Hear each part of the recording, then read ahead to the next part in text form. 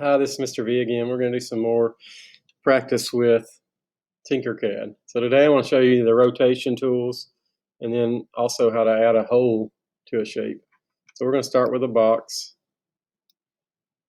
And if you look closely, you've got these little arrows here that'll rotate. One thing it is on your Chromebooks, it's a little bit tough to rotate them if you don't have a mouse. I'll show you a way that'll kind of get around that a little bit. But you can rotate it different ways. If you go on the outside here, it lets you go a degree at a time. If I slide my mouse back and go on the inside, it goes in increments of 22.5 degrees. So depending where you grab the rotation at, it's how many degrees it'll let you rotate. And then also, you can go a variety of ways. And those of you with the Chromebook, if you know you want to rotate something 45 degrees, just type it in and it'll do it if you don't have a mouse. You can also rotate it this way. You can see now that's kind of doing like a vertical rotation. So again, fixed on the inside, that's a fixed rotation, 22.5 degrees. If I go outside, it lets me go a degree at a time basically. So that's called free rotation. All right.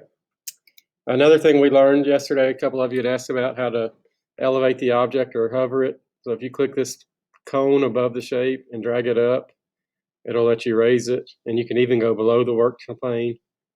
If you're above it and say you decide, hey, I want to move it, just click on the shape, hit the D button, it drops it back down to the work plane. Okay, and then of course this undo button is always very helpful if you get into trouble. So that's rotation. Again, if you go inside the compass there, it's going to do a fixed amount. If you go outside, you can go a degree at a time, and then you can also type it in with your keyboard. Okay?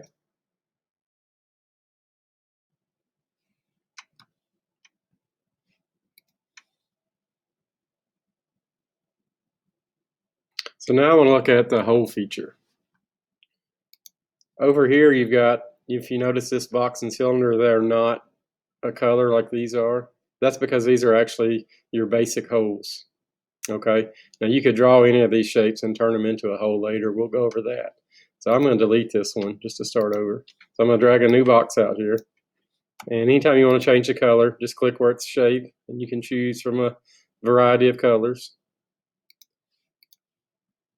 Okay, then you can zoom in with the trackball.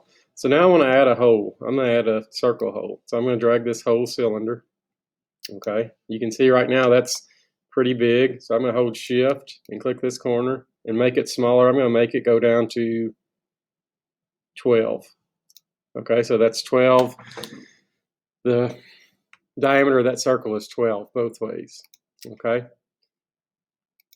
so now I'm going to use my rotate feature because I want this hole to be in the side of the box. So I'm going to drag it back 90 degrees. And then I'm going to stretch it out a little bit so it goes all the way through the hole, or through the square. And I'll move my cube where I can see it. Okay.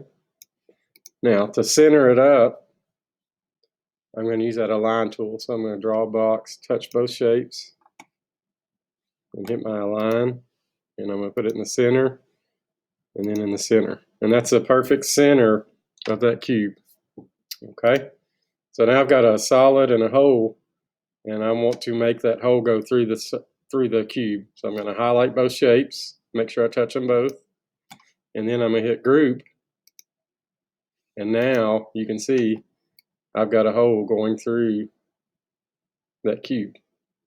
So that's the hole feature. It doesn't always have to be a circle. I could have made a box and changed the size of it and put a square cut out through here. These hole features are going to be really helpful when you get into more intricate shape designs. So that's it for this video, just some more quick tips. Thank you.